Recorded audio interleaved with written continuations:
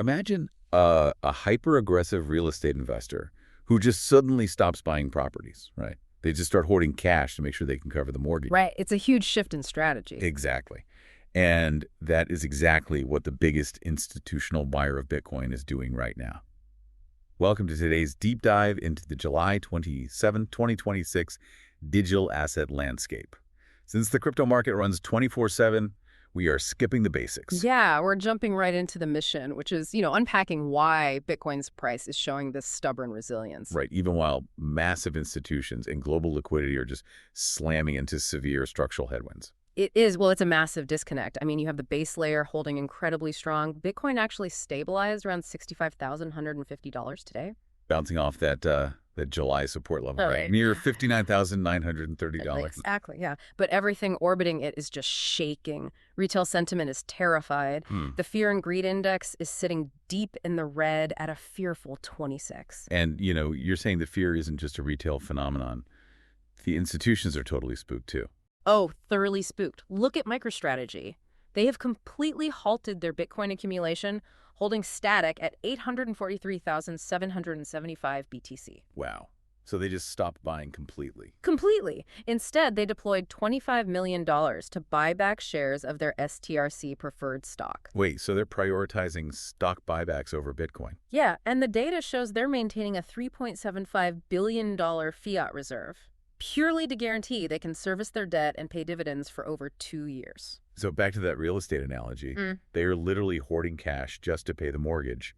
Are they seeing a recession coming that the rest of the market is somehow ignoring? Corporate caution on that scale, I mean, it directly mirrors the macroeconomic chaos we're seeing. Like the extreme energy whiplash over the last few days. Exactly. Brent crude breached $100 a barrel and then immediately plummeted, like 5 to 7%. Down into that 89 to 92 tour range because of the weekend pause in U.S. and Iranian military strikes. Right, it's total volatility. But I have to push back here for a second.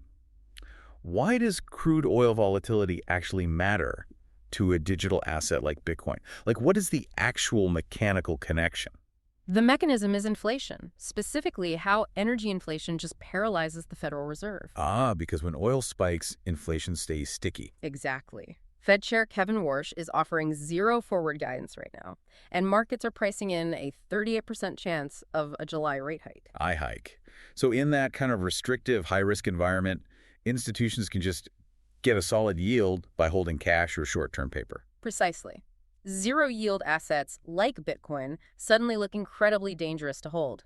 Allocators need yield to survive the squeeze. And it is a global squeeze, right? Totally. Over in Europe, the European Central Bank is introducing a massive 5% collateral penalty on carbon-intensive debt starting in 2027.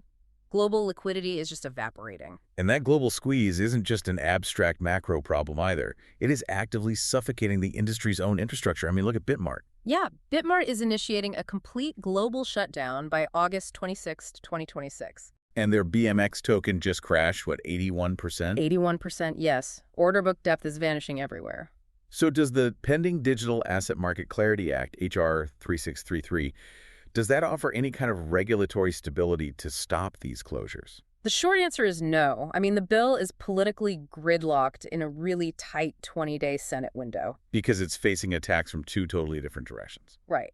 On one side, transparency groups are demanding lawmakers be completely banned from owning any digital assets. Which is a whole battle on its own.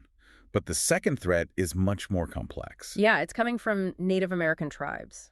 Why would Native American sovereign authorities be lobbying against a federal crypto bill? Because the Clarity Act classifies prediction markets as CFTC-regulated commodities. Okay, and doing that triggers something called federal preemption, right? Exactly. It is essentially a legal trump card that lets the federal government bypass state laws and tribal gaming authorities entirely. Oh, wow.